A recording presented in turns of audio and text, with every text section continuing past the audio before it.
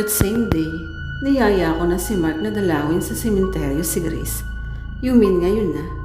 Oo, gusto ko nang dalawin ang anak natin. Walang nagawa si Mark kundi ang pagbigyan ako. Sa isang pribadong sementeryo sa North, nakalibing si Grace. Pagpasok pa lang namin sa sementeryo, naramdaman ko ng kakaibang feeling. An eerie feeling that I cannot explain. I was expecting to see a lot of ghosts sa lugar na iyon. Ironically, wala akong nakita. In fact, walang masyadong tao sa sementeryo at that time.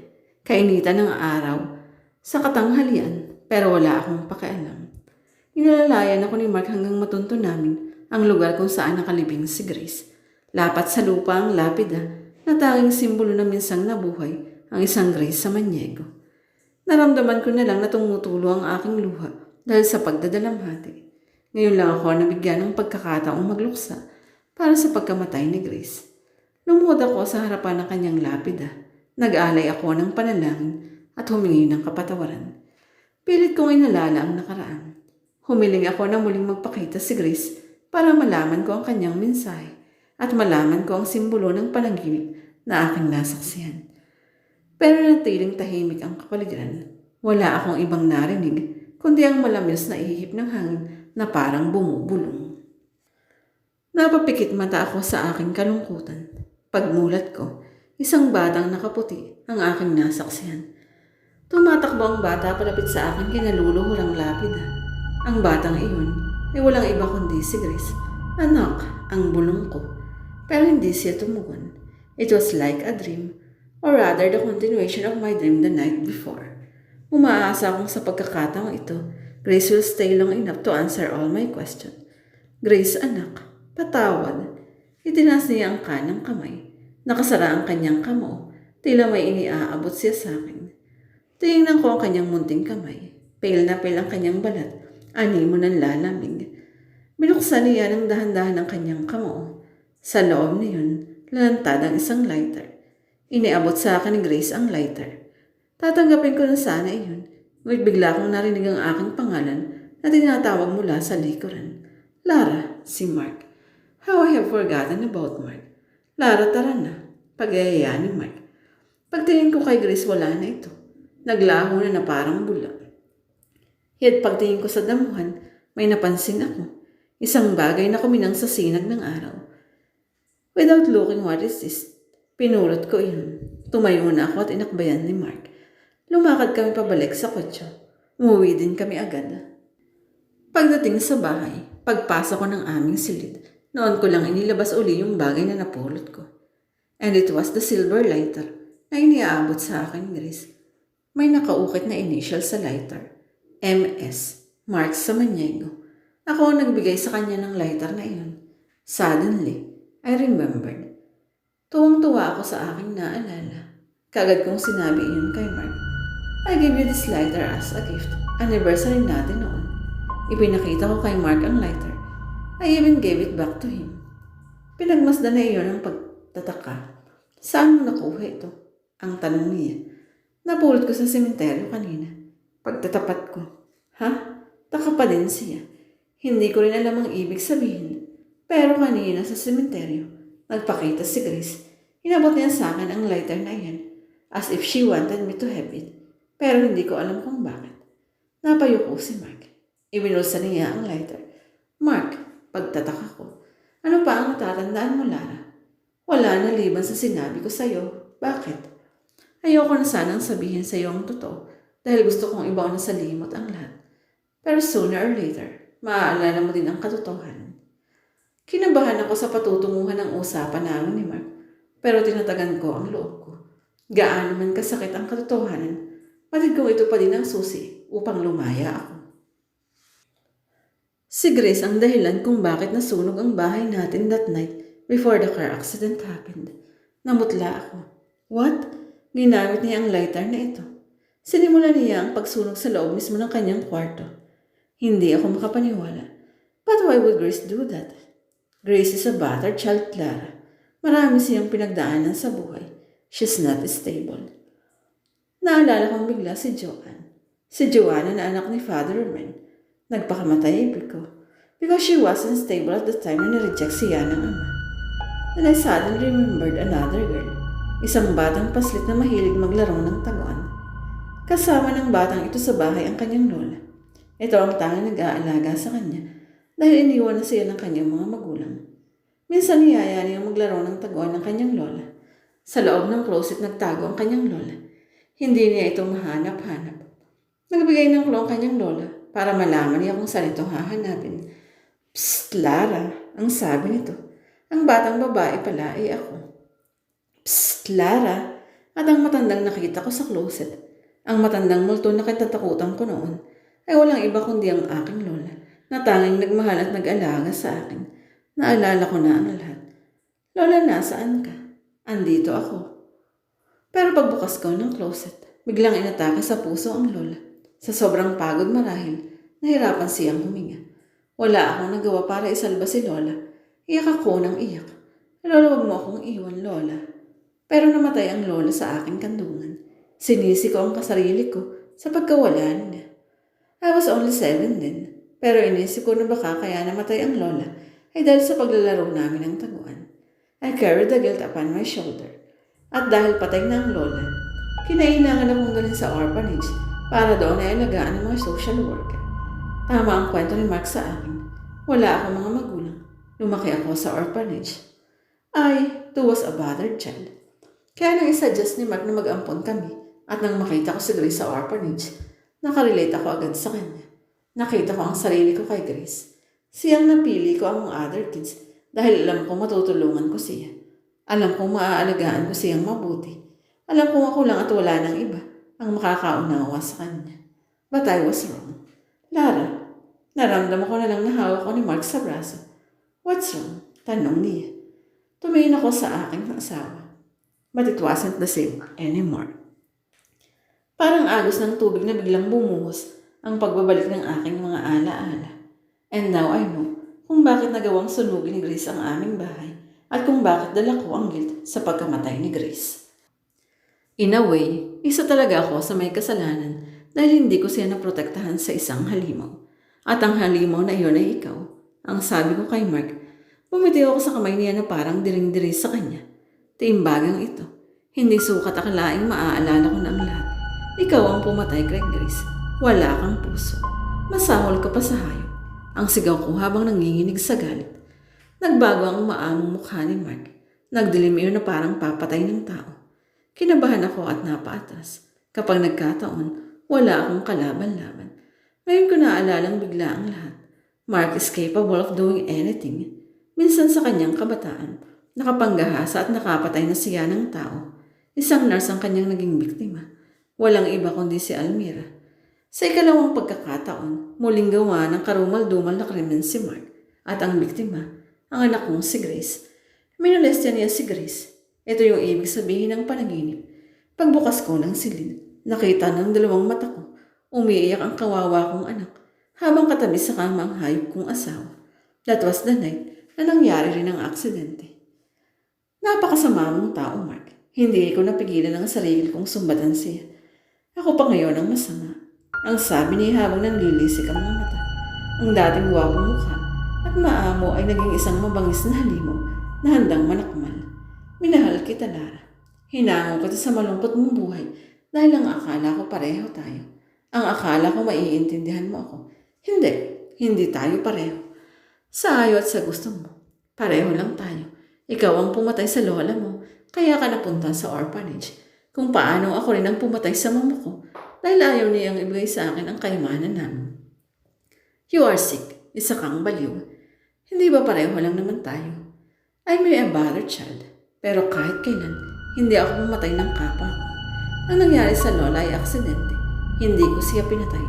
Pero ikaw, ang mama mo, and then si Almira, pati ang isang batang paslis na kagaya ni Grace, pati ba naman siya? Bakit, Mark? Bakit? Dahil hindi ko matanggap na magpinaglalaanan mo siya ng panahon kaysa sa akin. Hindi ko matanggap na mas inuuna mo siya at mas minahal kaysa sa akin. Napaining ako. You're a selfish bastard.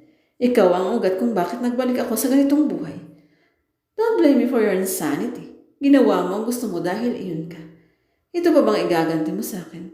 After all what I've done for you, you've done nothing for me but to erase my memory. para makatakas ka sa kayupang ginawa mo. Pinotektahan kita sa alaala mo para makapagsimula tayong muli, Lara. Dahil mahal kita, ginawa ko ang dapat kong gawin para ingatan ang isipan mo sa masamaang mangyayari sa atin. So we could start all over again. Bakit parang hirap kang maunawaan ito? No, you manipulated me. Ginawa mo ito para manatiling tahimik ang mundo mo. Dahil ayaw mo nang bumalik sa kulungan, gusto mong takasan ang kasalanan mo. You rape our child. At nang makita ko sa akto ang kababuyan mo, nag-aaway tayo. Binantaan kitang ipakukulong. Then you attack me. Sinuntok mo ako. Tinadyakan para mailigtas ako ni Grace. Sinunog niya ang kwarto niya na katabi lang ng silid natin. The fire stopped you from killing me dahil duwag ka. Itinakas mo ang sarili mo at iniwan kaming lahat sa loob ng nasusunog na bahay. Pero tinulungan ako ni Grace na makatayo. Tandang ko pang sabi niya, Mami, tatakas tayo. Tutulungan kita. We went out of the house. Sumakay kami ng kotse. I drove the car, pero humabol ka sa amin. Bilisan ko ang pagpapatakbo sa kotse para hindi mo kami maabutan. Then the accident happened. Everything went black in my mind. Na nakatulong sana kung hindi ka naging makulit sa pag-ungkat ng katotohanan. We could have started all over again. Na tayo lang uling dalawa sa mundo, just like before. Pero mapangas kang talaga, Lara. Kagaya kayo ng ibang babaeng nagdaan sa buhay ko. Kung alam ko lang na hindi mo pala ako mauunawan, hindi sana kita pinakasalan. Tama ka, kasalanan ko nga. Pero ang naging kasalanan ko lang ay minahal kita at pinagyan ng isa pang pagkakataon sa kabila ng mga kahiyupang ginawa mo. Dahil ang akala ko, makakaya kitang baguhin ang pagmamahal ko. Hindi pala. Napahagulgol ako. At ngayon mo rin makakatikim ng kamatayan ang mga kamay ko. Palalabasin nating sweetheart dahil hindi mo na nakayanan ang pagkawala ng iyong nakaraan. At dahil maganda na ang estado ko sa buhay, no one will ever suspect that this is murder. Gumisi pa si Mark, ngisi ng isang demonyo. Bigla nga akong pinanghinaan ng mga tuhod. I could have screamed for help, pero hindi ko na ginawa. Somehow gusto ko rin sigurong wakasan ng lakas. After I remember everything, bigla ako nang walang ng saysay mabuhay. Hinawakan ako ni Mark sa braso. Wala akong ideya kung paano niya ako papatayin. I can't believe I fell in love with this monster. Suddenly mula sa kanyang likuran, nakita mo ako, ang mga kaluluwa ni Grace at Almira, ang dalawang naging biktima ng kanyang kasamaan. I look at Grace. Duguan siya bunga ng aksidenteng tinamo namin. Puro bubog ang kanyang mukha. Pisak ang isang mata. God knows kung anong sakit ang kanyang naramdaman before her death. Pero higit na masakit ang kanyang mga pinagdaanan sa buhay, including the one she encountered when we adopted her. Kung nakita ko lang sana ang kinabukasan, hindi ko na sana hinango si Grace sa orphanage. But then the child wanted to belong because Grace was a different child. Oo, natatandaan ko na ngayon ang lahat. Si Grace ang may gift na makakita ng multo. Si Grace ay may ganitong kakayahan na hindi maintindihan ng iba, kaya siya kinukutya at kinatatakutan. I tried to help Grace sa kanyang sitwasyon. I started researching to the net regarding third eye. At noon ko nga na-encounter ang third eye oracle. Naging sobrang malapit kami ni Grace dahil halos ayaw ko siyang iwan para hindi siya matakot sa tuwing may magpapakitang multo. At noon niya naikwento sa akin ang tungkol kay Almira at ang tungkol sa pagkamatay nito. That my husband raped her and killed her. Kay Grace ko nalaman na nursing student lang noon si Almira. Pauwi na noon ito sa kanilang bahay nang mapagdiskitahan ito ni Mark at ng barkada nito. They were under the influence of drugs. Inahasa nila si Almira. Pagkatapos ay pinagsasaksak. Isa si Mark sa mga gumahasa at sumaksak kay Almira. And Mark was only 15 then. Hindi na natuklasan ang mga pumaslang kay Almira. The rape case wasn't given justice. Kinalimutan na lamang ito ng lahat except for the victim. Nagpapakita kay Grace every now and then si Almira. Hindi lamang para humingi ng hustisya, kundi upang magbigay ng babala sa maaaring mangyari. Na nangyari nga. Grace became a victim too. Kung pinaniwalaan ko agad si Grace at kung sinuplong ko na sa pulis si Mark after what I have heard from Grace, hindi na nangyari ang trahedya. Ito ang dahilan kung bakit nagkaroon ako ng malaking guilt sa pagkamatay ni Grace, that I too was irresponsible. At ngayon nga, nakikita ko ang kanilang mga kaluluwa. Si Almira tumatagas pa ang dugo sa kanyang butas-butas na katawan, imahe ng isang karumal-dumal na krimen. At si Grace, ang kawawa kong anak, Hindi ko alam kung paano naisalin sa akin ang kakayahan ni Grace na makakita ng multo. Maybe because of the accident, I don't know. Or maybe there was a purpose para malaman ko ang lahat. At sa kabila ng mga pangyayari, heto ako ngayon. Am I willing to settle for that? Para magkasama-sama na lang kami ni Grace. Hinatak ako ni Mark sa banyo. Mula sa medicine cabinet, inilabas niya ang isang bote ng sleeping pills. Gawin mong madali para sa iyo ang lahat, Lara. Ang sabi niya, dahil minahal kita, palalayain kita ng walang sakit na mararamdaman. Ibinuhos niya sa palat ko ang pagkarami-raming tabletas. Take it, ang utos niya. Isusubo ko na sana ang mga tabletas, pero on ko na-realize, tinulungan ako ni Grace to escape the fire. My daughter loved me so much. Hahayaan ko bang matapos lang ang lahat sa ganito? Kumilos ako at tinuhod ko ang pagitan ng mga hita ni Mark. Napasigaw siya sa sakit. Pinanghinaan siya ng lakas. Namilipit. Sinamantala ko ang pagkakataon. Kumawala ako sa kanya. Tumakbo ko palabas ng silid. Pero nakarecover si Mark. Hinabol niya ako. Dali-dali akong bumaba ng hagdan. I can feel that Mark was just behind me, chasing me. Alam kong katapusan ko na kapag nahuli ako ni Mark, I must do something. Pero ano? Sa kusina ako napadpad. Nadatan ko sina Melba at Vilma doon. Tumawag kayo ng pulis. Dali. Ma'am, bakit? Anong nangyari? Biglang dumating si Mark sa bungad ng kusina. May hawak siyang baril. Binaril niya kami. Tinamaan si Melba sa braso. Tinamaan sa likod si Vilma. Naghihiyaw ako. Tumakbo ako palabas ng backdoor habang naririnig ko ang sunod-sunod na pagputok ng baril. Nakarating ako sa parking ng dalawa naming kotse. Manglito. Naghihiyaw ako. Pero ron ko na-realize na wala nga pala ito dahil naiwan sa burol ni Father Ruben. Pinaiwan ni Mark ang aming driver para tumulong doon. I must drive the car on my own. Pero kaya ko na ba after the accident? Kailangang kayanin ko. Alang-alang kay Grace at sa mga naging biktima ni Mark. Sumakay ako ng kotse. Mark was behind me. Hindi niya nagamit ang baril dahil wala na sigurong bala. I closed the car at kagad yung pinaandar using the keys that was already there. Pero nakasabit sa likuran si Mark.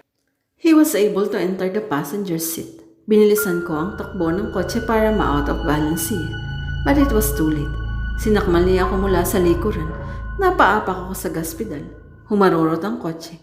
Hanggang sa bumangga kami sa isang poste ng kuryente. Napasubsob ang ulo ko sa manibela. Putok ang noo ko at naramdaman kong tumagas ang dugo. Saglit ding nahilo si Mark from where he was sitting. I opened the car door at lumabas ako. It was a miracle na nabuhay pa ako. Wasak na wasak ang bumper ng kotse. Gusto kong tumakbo para makatakas, but I was too weak to move. Then I saw Mark moving. Nakaka-recover na siya.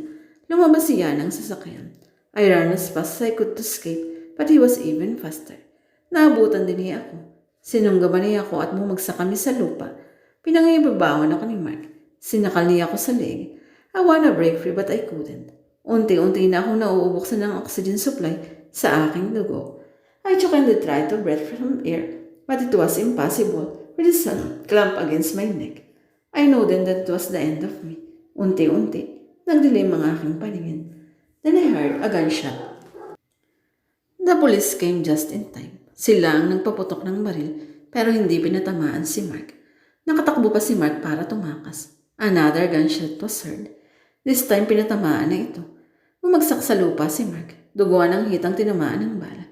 Si Melbang nakatawag ng pulis. Sa braso lang ito ng baril ni Mark, kaya nakatawag pa sa telepono. Nailigtas din si Wilma mula sa kamatayan, kahit napuruhan ito ng bala sa likod. When I woke up, nasa ospital na uli ako. But my memory remained intact. Hindi katulad noong huli kong imulat ang aking mga mata after the accident. According to the doctor, hindi na rin si Dr. Schroeder iyon, kundi isang babae. I was in a coma for half a day before I woke up. During the time na nasa coma ako to, I dreamed I was walking with Grace. Hindi ko na matandaan ang eksaktong eksena, but she thanked me for loving her, and she had said goodbye. Pagbulat ng aking mga mata, I was expecting to see the ghost of Grace, pero hindi ko na nga nakita iyon. Maging ang ghost ni Almira o ng aking lola. My third eye ability to stop. Nagsarado na marahil iyon kasabay ng pamamaalam ni Grace sa aking panaginip. Mark was put into trial and was sentenced to life imprisonment. I on the other hand went back to the orphanage. Naging volunteer ako doon. Inaalagaan at minamahal ang mga batang iniwan ng kanilang mga magulang. Sabi ng mga kasamahan kong volunteers, who became my good friends, hanga raw sila sa pagmamahal ko at pangunawa sa mga bata. Saan ko raw kinukuha ang malalim na concern sa mga ito? I wanted to tell them my story, but on the second thought, I'd rather keep it to myself. Sinasabi ko na lang na minsan sa aking buhay, dumating ang isang batang nagngangalang Grace na nagturo sa aking magmahal at umunawa sa mga tulad niya. Hindi na uli nagpakita ang mga kaluluwa.